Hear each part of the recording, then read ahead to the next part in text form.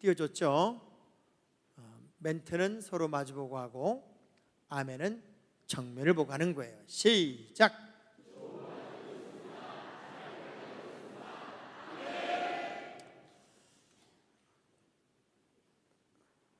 제가 인사시킨 것 중에 제일 세게 한 것 같아요, 오늘이요. 말은 뛰는 게 덕이고 쇠파리는 쏘는 게 덕이고 인간은 생각하는 게 덕이다. 이 말을 소크라테스가 했어요. 내가 제일 잘할 수 있는 것을 발전시키고 또 성장시키고 또 개발해서 자기의 장점을 최대한 시키는 삶이 어쩌면 가장 건강한 삶일 수 있다 하는 의미에서 이 말을 했다고 그래요. 여러분이 제일 잘할 수 있는 게 뭘까? 한번 지금 가만히 생각을 해보세요. 지금 이 시간에 내가 제일 잘할 수 있는 게 뭘까? 어떤 사람은 첫째, 조는 거, 둘째, 말씀에 집중하는 것, 셋째, 낙서하는 거, 넷째, 아무 생각 없이 앉아있는 거. 어느 게 여러분이 제일 잘할 수 있는 걸까요? 인생은 10%의 사건과 그것을 대처하는 90%의 태도에 의해서 인생이 좌우된다 하는 말이 있습니다. 우리가 한 주간을 살지만 많은 사건들이 여러분에게 있고 또 그 상황들이 만들어졌을지라도 그것을 어떻게 잘 대처할까 하는 노력은 우리 인생의 90%를 이미 차지하고 있더라, 그 얘기입니다. 그래서 크리스천은 고난에 면제된 사람이 아니라 고난에 대한 태도를 확실하게 갖추고 사는 존재다. 저는 여러분들이요, 예수를 믿으면서 뒤로 자빠져도 다이아몬드가 박히고 소가 새끼를 낳아도 돼지를 2마리 씻겨서 낳고 그런 신화에 늘 노출되어 있지 않고 어떤 문제가 와도 어떤 역경이 와도 어떤 어려움이 와도 나는 오히려 그것을 승리로 만들어내는 능력자가 되리라 하는 자부심이 여러분에게 있기를 기대합니다. 그러면서 그 일본의 기업가 중에 이나모리 가즈오라는 사람이 있는데요, KDDI라는 회사를 세계적인 기업으로 만들었어요. 이분이 늘 이렇게 얘기를 했다고 그래요. 간절함이 없으면 처음부터 꿈도 꾸지 마라.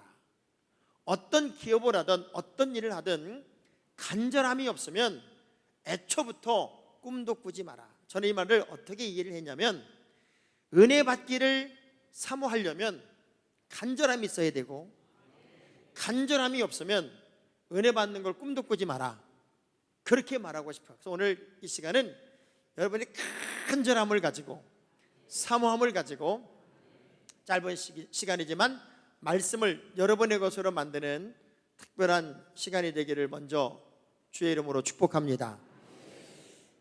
꼭 해야 할 일이 있고요, 또 나중에 해도 되는 일이 있고요, 해도 되고 안 해도 되는 일들이 있습니다.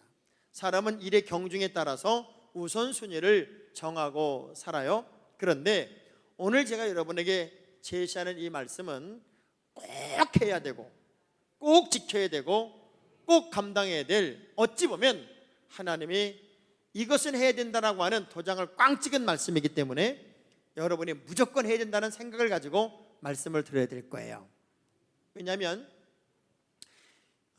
성경에 나오는 교회들 중에 아주 건강한 교회 중에 하나가 데살로니가 교회라는 교회입니다.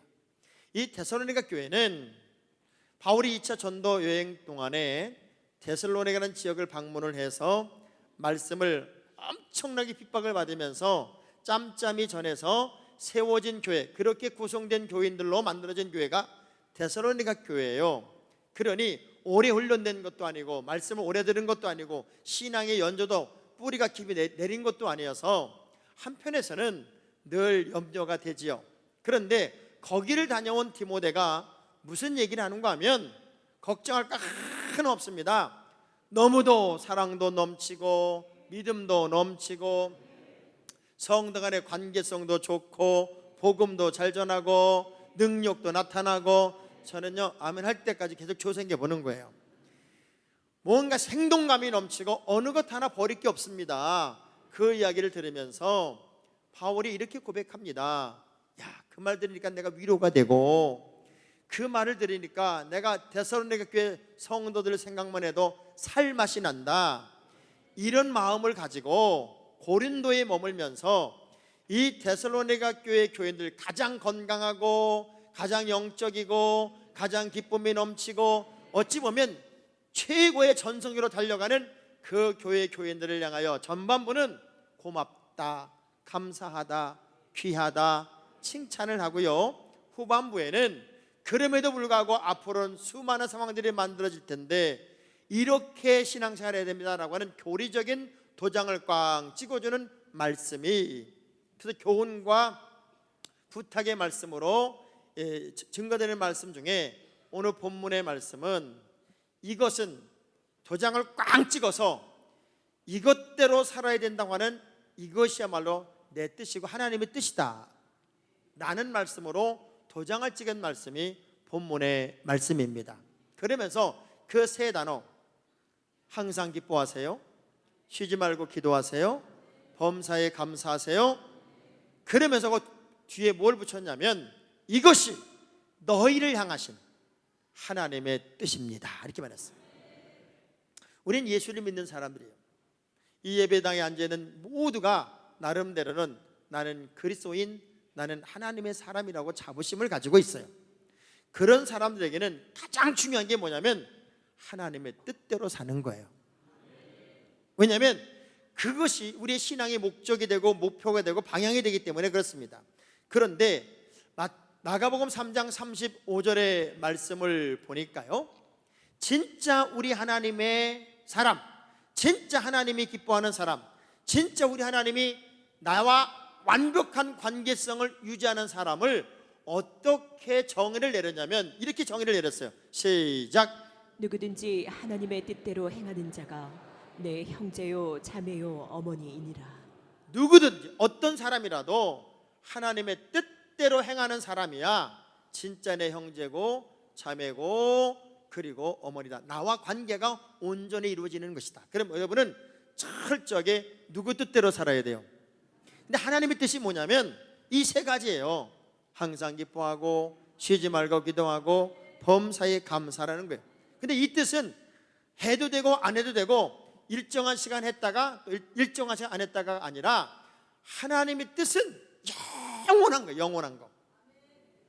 요한일서 2장 17절의 말씀을 볼게요. 요한일서 2장 17절의 말씀 시작. 이 세상도 그 정욕도 지나가되 오직 하나님의 뜻을 행하는 자는 영원히 거하느니라. 하나님의 뜻을 행하는 자는 영원히 거한다는 거예요. 그러니까 우리 하나님이 어떤 사람을 기뻐하겠어요? 하나님의 뜻대로 사는 걸 기뻐하겠죠. 자, 그러면 하나님의 뜻대로 산다는 건 어떤 의미냐면 나의 생각, 나의 계획, 내 방식을 포기하는 거예요. 이게 포기가 돼야 하나님의 뜻을 따를 수가 있어요. 그런데 애석하게도 요나는 자기의 생각, 자기의 계획을 포기하지 않았기 때문에 하나님의 뜻과는 반대의 길을 가게 되고요, 데마라는 사람은 자신의 생각대로 살기 원했기 때문에 바울을 버리고 세상으로 갔다라고 말합니다. 우리는 하나님의 뜻을 따르기 위해 가장 신실하고 가장 온전하고 가장 진실한 믿음의 자리로 다시 돌아와야 돼요. 이 믿음이란 단어가 히브리어를 보면은 에무나라고 표현해요. 에무나. 이 에무나라는 말은 히브리어로 어떤 뜻을 갖냐면 진실함, 성실함 이런 뜻을 가져요. 근데 이것이 이제 신약으로 보면은 피스티오스 또는 피스티스란 말로 이제 번역이 됐고, 그냥 믿음, 영어 성경, 중국어 성경 이렇게 언어가 몇 바퀴 돌면서 단순하게 그냥 에무나는 피스티스는 믿음 이렇게 정의가 되어버렸어요. 근데 믿음이란 단어 속에는 무엇이 들어가 있는 거냐면 진실성, 성실함, 그리고 온전함 이런 게 들어가 있는 거예요. 그러니까 여러분이 믿는다는 의미는 가장 진실하게 하나님을 섬긴다는 것이고, 믿는다는 의미는 가장 성실하게 하나님을 따른다는 거예요. 그래서 대충 얼렁뚱땅이 아니라 말씀대로 살고 하나님의 뜻대로 사는데 거기에 내 진심을 다 담겠다, 이게 믿음이에요. 근데 우리나라 문화는 문화 자체가 다 감이잖아요. 얼렁뚱땅, 그리고 그냥 대충, 이 문화가 너무너무 강해서 모든 음식을 감으로 만들잖아요.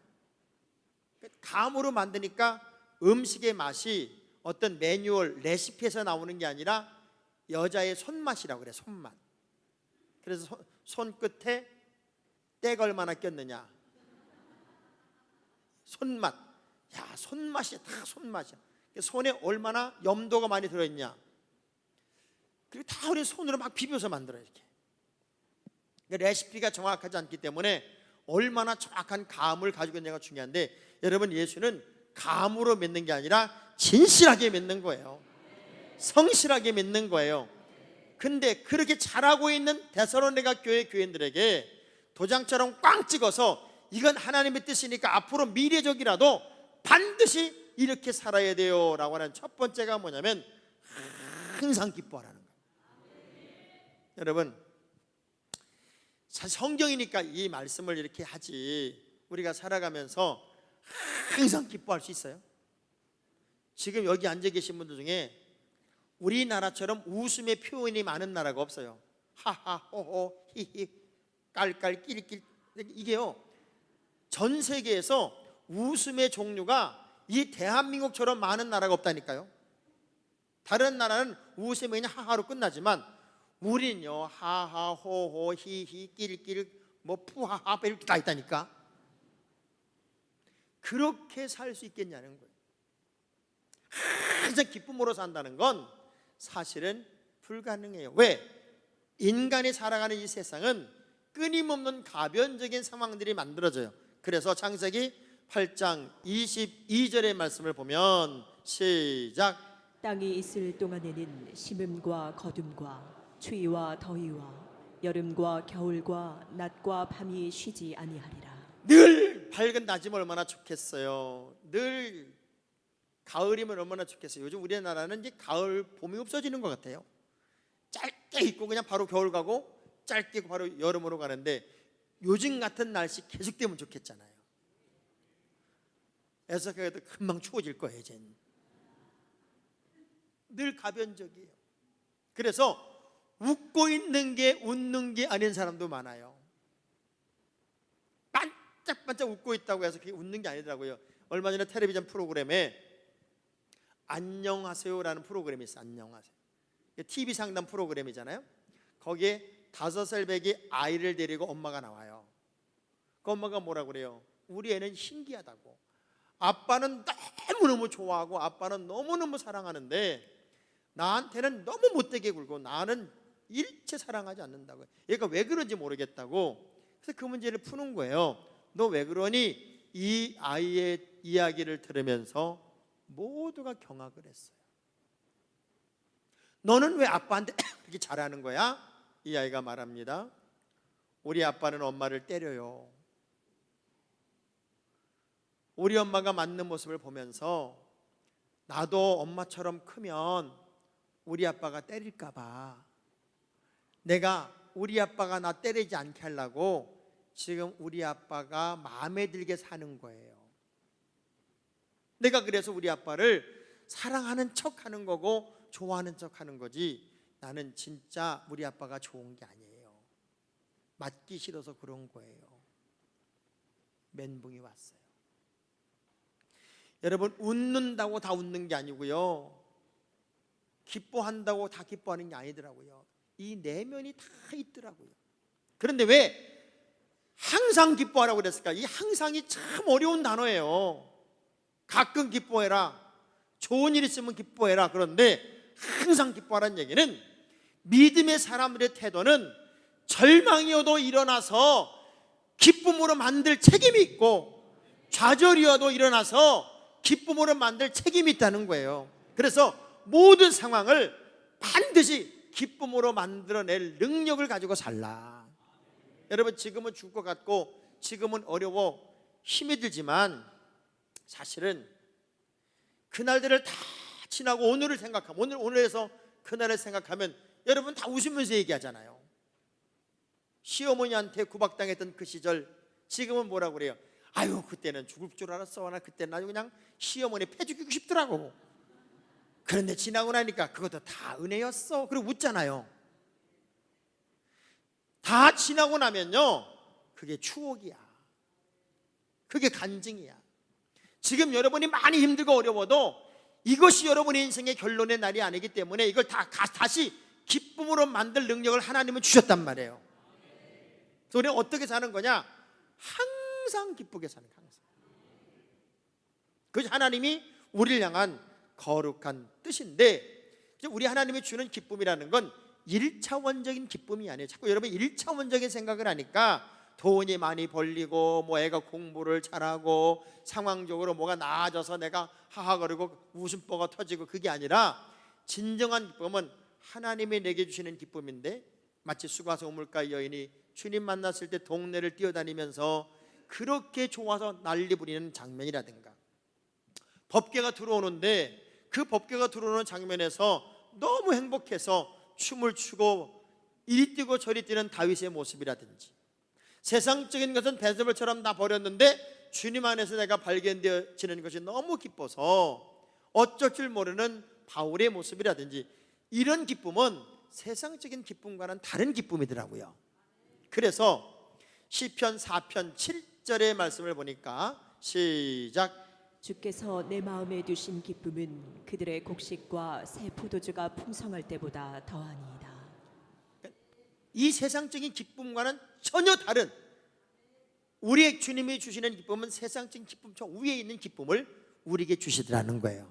그래서 저는 여러분들이 영적인 기쁨을 늘 누리고 사는 참 믿음의 사람이 되기 위해 오늘도 자 주먹 불 끈지고, 그럼에도 불구하고 나는 바짝바짝 일어나리라.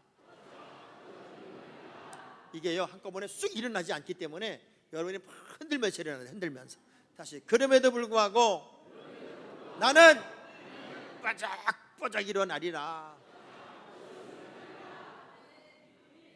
그래서 예수 안에 사는 사람들은요 좀 얼굴 표정도 달라야 돼. 지금 여러분의 얼굴이 기쁜 얼굴이 아니야. 엄청 우중충해 지금. 그리고 한 5명 정도는 얼른 설교 끝났으면 좋겠다 그런 사람이 있어요 지금. 근데 은혜 안에 사는 사람들은 내면에서 우리 주님이 주시는 기쁨을 항상 누리고, 그리고 만끽하고 그 영적인 포만감을 누리고 산단 말이에요. 제가 우리 교인들이 본 부흥의 3일 내내 얼마나 열심으로 참석을 하고 서로 연락해서 거의 뭐 은혜 받을 사람은 다 오는데, 그렇게 몰려오는데 저도 너무 뿌듯하고 좋더라고요. 근데 은혜 받고 가는 분들의 얼굴을 보면은 전부 다 써놨어. 기쁨 충만 써놨더라고요. 심각 충만이 하나도 없어. 그리고 서로 얘기하고요. 우리 강사 목사님 가는데 우리 청년들은 그냥 쭉 서가지고 막 환호를 지르고 김병삼 난리가 났어요. 난 한 번도 그런 소리 들어본 적이 없어요. 기쁨은 표현되는 거더라고요. 근데 우리는 어떻게 기뻐하는 사람들이냐? 세상적인 기쁨이 아닌 하나님이 주는 기쁨을 항상 누리고 살아야 돼요. 자, 그러면 그 기쁨이라는 게 인위적으로 되냐고요. 기뻐해봐, 기뻐해봐, 웃어봐, 웃어봐. 총 갖다 들이대고 빨리 웃어, 이래가지고 웃는 건 기쁨이 아니잖아요. 근데 기쁨이 유지되는 방법이 뭐냐면 연결이 되어 있어요. 쉬지 말고 기도하라는 거예요. 이게 뚝뚝 떨어진 한 단어가 아니라 우리가 항상 기쁨을 유지하기 위해서는 쉬지 않는 기도의 삶이 이어져야 된다. 여러분, 우리 박항서 감독 아시죠? 박항서 감독 때문에 베트남은 그야말로 복덩어리가 굴러 들어왔다고 생각할 거예요. 그죠? 왜? 베트남은요 축구가 국민운동이에요. 축구를 너무너무 좋아해요, 전 국민이. 근데 놀라운 건 축구를 엄청 못해요. 그렇게 좋아하는데 그렇게 못하니까 답답했을까 안 답답했을까? 대회만 나가면 예선 탈락, 한 번도 16강도 못 들어보니 그렇게 전 국민의 지지를 해주는데도 불구하고, 그런데 박항서 감독이 딱 가자마자 세상에 준우승을 하고 아시안게임 4강에 들고 난리가 났잖아요. 그런데 놀라운 건 베트남만 복덩어리가 아니야. 우리나라도 박항서 감독이 복덩어리가 된 거예요. 왜? 그 박항서 감독님의 그 비주얼로 삼성전자 TV, 삼성 TV 광고를 찍었고요, 바카스 광고를 찍었고요, 우리나라에 가 있는 베트남 모든 기업들이 박항서 감독을 그 광고 모델로 세우기 위해서 난리가 났는데 매출이 1조 원이 올라, 1조 원이 올랐어요. 1조 원. 그래서 텔레비를 어떻게 사냐면 뭐 삼성 무슨 TV가 아니라 박항서 TV 주세요 그렇게 샀는데, 박항서 TV. 박항서 주세요, 바카스 주세요. 그런데 그런 열매가 우연이었을까? 그 박항서 감독님의 아내 최상화 권사님이 신앙 좌우명이 있어요. 그 신앙 좌우명이 뭐냐면 항상 기도하라는 거예요. 쉬지 말고 기도하라는 거예요. 남편이 이리저리 밀려도 반드시 기회를 주실 하나님을 의지하며 기도를 멈추지 않았고, 그 기도의 열매가 오늘의 그분이 되지 않았을까? 우리 옆 사람 악수하면서 좋게 말할 때 기도 좀 합시다. 우리 주님이요, 교회의 정의를 내릴 때 교회를 어떻게 이야기하냐면 누가복음 19장 46절의 말씀 보니까 교회는 이런 곳이었어요. 시작. 그들에게 이르시되 기록된 바 내 집은 기도하는 집이 되리라 하였거늘 너희는 강도의 소굴을 만들었도다. 자, 교회는 하시니라. 우리 주님의 정의를 보니까 교회는 기도하는 집이에요. 그러면 기도는 누가 하는 거예요?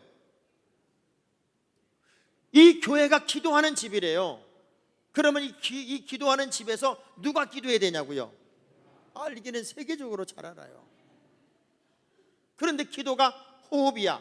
호흡이라는 것은 계속 건강하게 쉬어야 건강한 거잖아요. 한꺼번에 막 기도했다가 또 쉬었다가 또 기도하고, 이건 없어요. 호흡은 늘 안정적으로 건강하게 계속돼야 되는데, 기도하지 않는 공간, 그 교회는 인간들의 냄새가 났다, 그 얘기예요.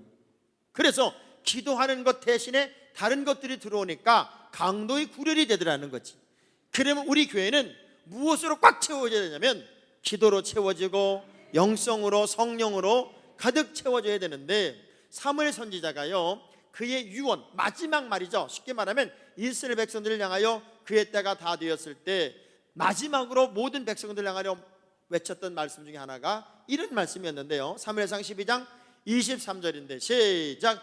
나는 너희를 위하여 기도하기를 쉬는 죄를 여호와 앞에 결단코 범하지 사무엘 아니하고 선지자에게 있어서 기도하지 않는 것은요 죄라고 생각을 했어요. 죄라고. 우리는 기도하지 않아도요 아무렇지 않게 생각합니다. 밥 한 끼 굶으면 죽는 줄 아는데 기도하는 것을 쉬면서도 아무렇지 않게 생각했어요.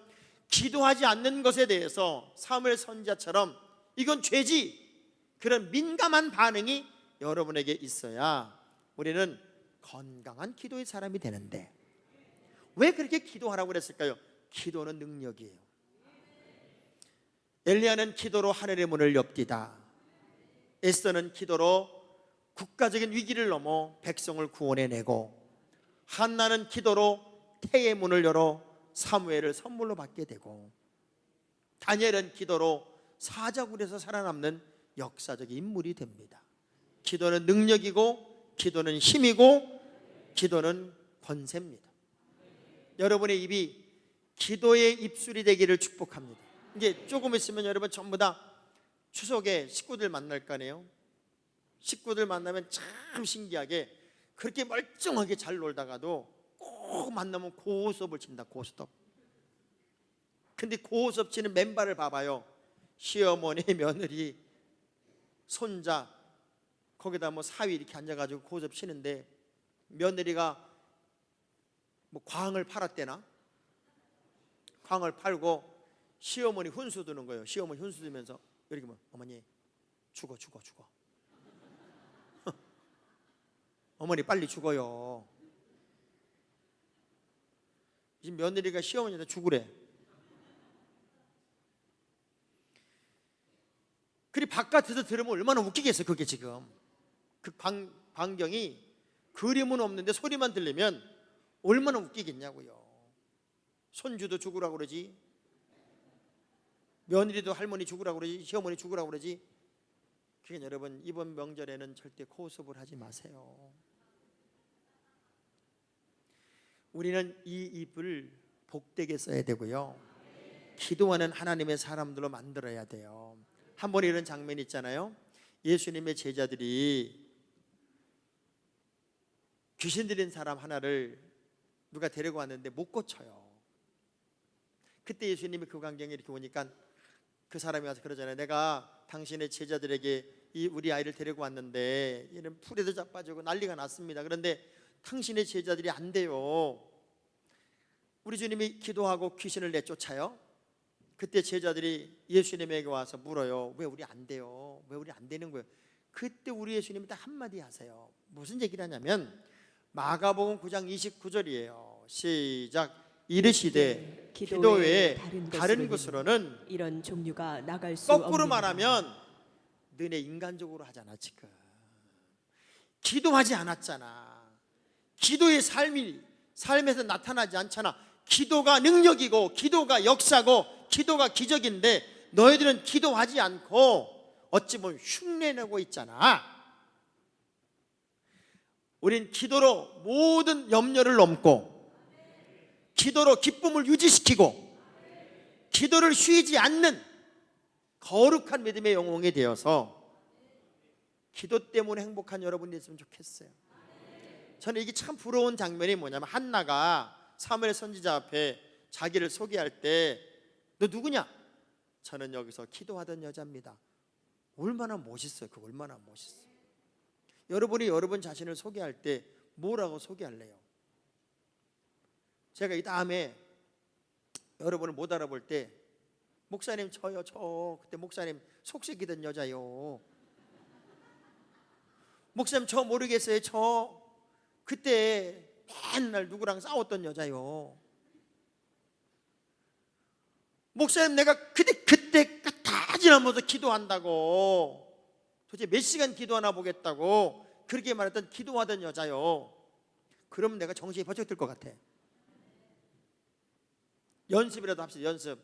목사님 저 모르시겠어요? 저 기도하던 여자예요. 남자가 또 여자라고 그러면 안 돼요. 자, 손을 대고 저요 해봐요. 저요 기도하던 사람이잖아요. 어떻게 기도하라고 하냐면 항상 쉬지 말고 기도해라. 자, 보세요. 항상 기뻐하세요. 연결해서 항상 기쁨이 유지가 되려면 쉬지 말고 기도해야 되고, 기도하는 사람들은 반드시 감사를 연결시켜야 돼. 기도는 열심히 해놓고 짜증을 부리고, 기도는 열심히 해놓고 사람과 갈등이 생기고, 그럼 무슨 기도가 열매가 응답이 있겠어요? 그래서 이 땅이 매이면 하늘이 매이고 이 땅이 풀어져야 하늘이 풀어지기 때문에 감사는 삶의 결론이에요. 저는 이렇게 표현하고 싶어요. 감사는 크리스찬의 이름표다. 여러분의 이미지가 뭐냐고요? 저 사람은 그렇게 얼굴에 근심이 많어. 저 사람은 늘 보면 이렇게 짜증이 꽉 차 있어. 저 사람 얼굴에 그냥 불만이 꽉 차 있어.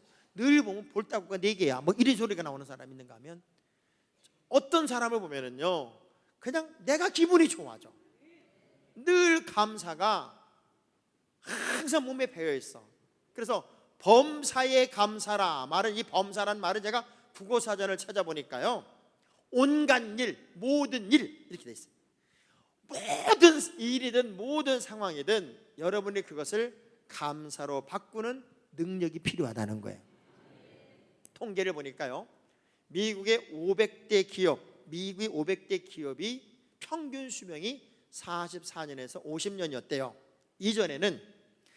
그런데 일본과 유럽이 이제 가까이 현대로 오면서 500대 기업의 평균 수명이 12년 6개월쯤 되더랍니다. 그만큼 기업 하나가 롱런한다는 게 그렇게 쉬운 게 아니래요. 그런데 전 세계 40대 기업 중에는 아직 않은 롱런하는 기업이 있는데, 이 롱런하는 기업들의 특성이 뭔가 봤더니 사원과 경영자의 유대관계가 좋고, 그리고 연대감이 뛰어나며 일체감이 있고, 일하는 사람들은 회사에 대한 자부심이 있고, 그리고 늘 쓰임 받는 것에 대한 감사의 마음이 있더라는 게 감사. 여러분, 감사는요 인간을 가장 행복하게 만드는 힘입니다. 우리 어릴 때만 해도 학교 가면은 1학년 들어가면은 여기다 이름표 크게 써서 붙이죠. 안 해요? 이름표 크게 붙이고 그 밑에 뭐 붙여요? 수건. 그래서 밤새도록 엄마가 여기다 이름표 만들어서 붙이고, 그리고 이제 수건 꼬맨단 말이에요. 그때는 뭐 재봉 있는 것도 아니니까 손으로 다 꼬매요. 근데 왜 붙이는 줄 알아? 이거 그때는요 코가 주체가 안 돼. 주체가 안 돼. 너무 신기한 건, 왜 우리 어릴 때 가난해서 그런지는 몰라도 왜 이렇게 코가 많이 나왔을까요? 상상이 안 될 정도로 많이 나왔어요. 그러니까 너무 많이 나오니까 항상 이러고 댕겼지. 이러고 거기다 감기 한번 들면요 기차 레일 같아. 그것도 누런 코가 주르르 나오면은 한 번은 쏙 들어갔다가 가만히 있으면은 쭉 나오고, 그러다가 한계를 넘으면 들여 마셔도 안 들어가니까 그때는 이렇게 빨아먹어.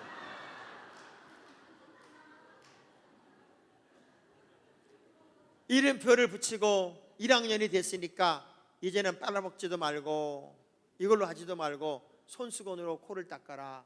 이제 네가 철이 들었으니까 학교 다닐 때는 이걸로 닦으면 안 된다. 그래가지고 이걸 붙여주는 거야. 그래서 1학년인 걸 다 알아. 학교 가면 여기다 이름표 붙이고 요거 수건 달아줬기 때문에 전부 다 1학년인 걸 알아요. 여러분이 누가 봐도 크리스찬인 걸 알려면 이름표가 있어. 이름표. 감사야. 감사를 달고 살아야 돼. 이 감사를 잃어버리면요 크리스찬이라고 말할 수가 없어요. 그래서 여러분은요 누가 봐도 사실은 예수 믿는 사람으로서 표식이 나와야 되거든. 그래서 우리를 고린도서 2장 15절에 뭐라고 표현을 했냐면 이렇게 표현합니다. 시작. 우리는 구원받는 자들에게나 망하는 자들에게나 하나님 앞에서 그리스도의 향기니. 그러니까 그리스도의 향기야. 그러니까 여러분의 모든 삶의 동선에서는 다른 사람이 느끼는 뭔가 냄새가 있어. 그리스도의 향기가 나야 돼요. 저 사람을 보면 예수님의 모습이 보여. 저 사람을 보면 예수님의 느낌이 있어. 왠지 예수의 향취를 느끼겠어. 또 고린도서 3장 2절의 말씀 보니까 너희는 우리의 편지래. 편지. 그러니까 여러분을 이렇게 보면은 우리 주님이 나에게 뭔가 메시지를 보내는 것 같아. 아, 저 사람을 보니까 저렇게 기도해야 되는 거구나. 저렇게 헌신해야 되는 거구나. 저렇게 기뻐해야 되는 거구나. 저렇게 봉사해야 되는구나. 말은 안 하는데 그 사람이 꼭 나에게 보내주신 하나님의 어떤 내용 같아. 내용 같아. 우린 빛이고 소금이고 향기고 편지고 뭔가 이미지가 다른 사람들 앞에서 드러나고 나타내야 된다, 그 얘기예요. 그런데 악취가 나면 안 되잖아요.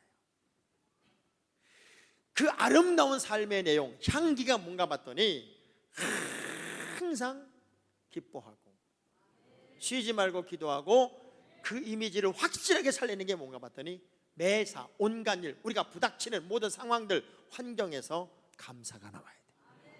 따라합시다. 감사해서 감사한 것이 아니라,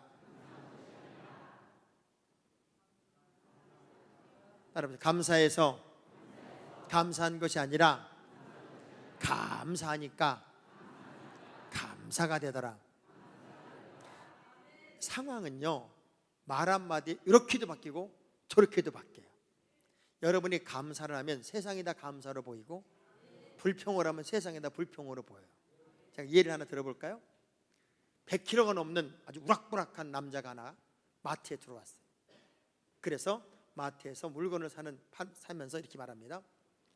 양배추를 반으로 잘라 파시오. 그런 거예요. 이 사람 반으로 못 팔거든요. 그래서 이건 반으로 못 팝니다. 팔려면 파는 거지 안 파냐고.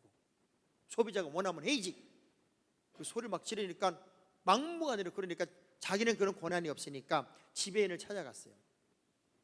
지배인을 찾아가서 그 사람을 욕하는 거죠. 이상한 손님이 하나 왔는데 이놈이 지금 양배추를 반으로 팔려고 그럽니다. 난 살다 별로 희한한 놈을 다 봤습니다. 진짜 나쁜 놈이라고 막 욕을 하는 거야. 그러니까 지배인이 한참 듣다가 갑자기 얼굴이 하얘져. 왜? 그놈이 뒤에 딱 서 있어.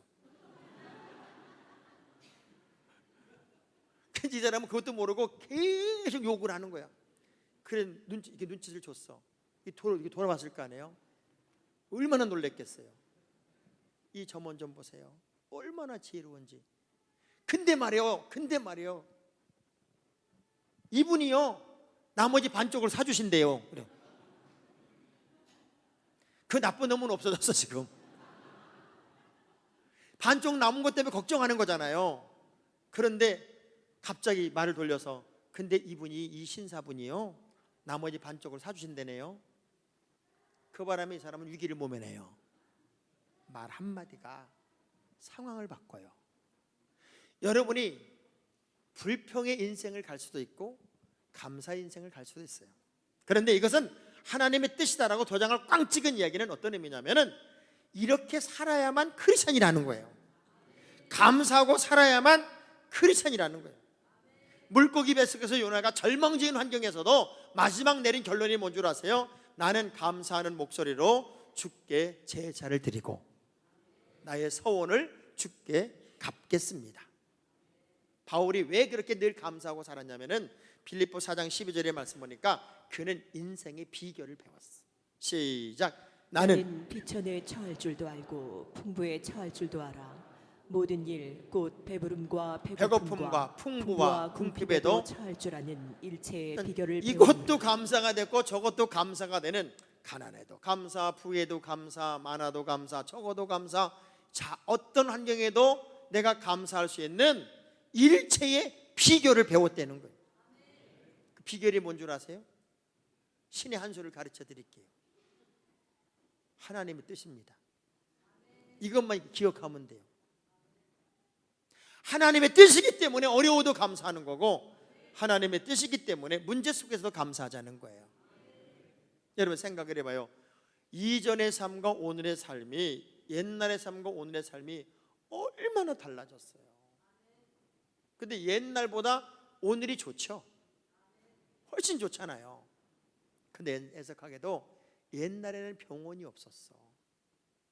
그래서 그런지 병도 없었어. 너무 신기해. 병도 많지 않았어. 요즘은 병원이 그냥 어마어마하게 많은데 웬 또 병도 그렇게 많어.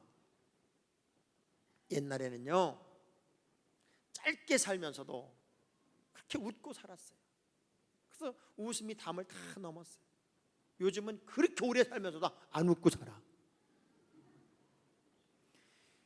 옛날에는요 먼 길을 걸어서도 어른들에게 인사를 다니고 어른들을 찾아뵀어요. 요즘은 차를 몰고 다니면서도 인사도 안 다녀요. 옛날에 비하면 오늘은 너무 좋아졌는데 오늘은 이 좋은 환경에서도 감사를 잃어버리고 살더란 말이에요. 저는요 다시 한번 여러분이 감사를 회복하고 기쁨을 회복하고 그리고 마치 달리는 말에 채찍을 가하듯 이 세 단어를 도장으로 꽝 찍어서 어떤 미래가 와도 어떤 상황이 와도 이 세 가지는 잊지 마라. 이게 하나님의 뜻이야 라고 도장을 꽝 찍은 게 항상 기뻐하고 쉼없이 기도하고 온갖 일 갖가지 일에서 감사를 찾는 그 삶이 이것이 너희를 향한 나의 계획이고 나의 뜻이다. 이 말씀 하나가 여러분을 이제는 아름다운 미래를 만드는 힘이 되고 능력이 됐으면 좋겠습니다. 자, 두 손을 가슴에 대고 따라합시다. 항상 모든 걸 기쁨으로 만들겠습니다. 쉼 없는 기도의 삶을 살겠습니다. 그러기 위해 모든 것을 감사로 만들겠습니다. 그래서 하나님의 뜻을 따라가는 믿음의 명품 자녀가 되기를 주의 이름으로 축복합니다. 언제 주님이 어떻게 오실지 몰라요. 마치 그분이 도적같이 이 땅에 오신대요. 그래서 아무 때 어느 시 어떤 모습으로 올지 모르기 때문에 우리는 어떻게 살아야 되냐면 이 세 가지의 삶을 살아야 돼요. 우리 한번 뜨겁게 이 찬양하고 기도하는 시간을 갖도록 하겠습니다.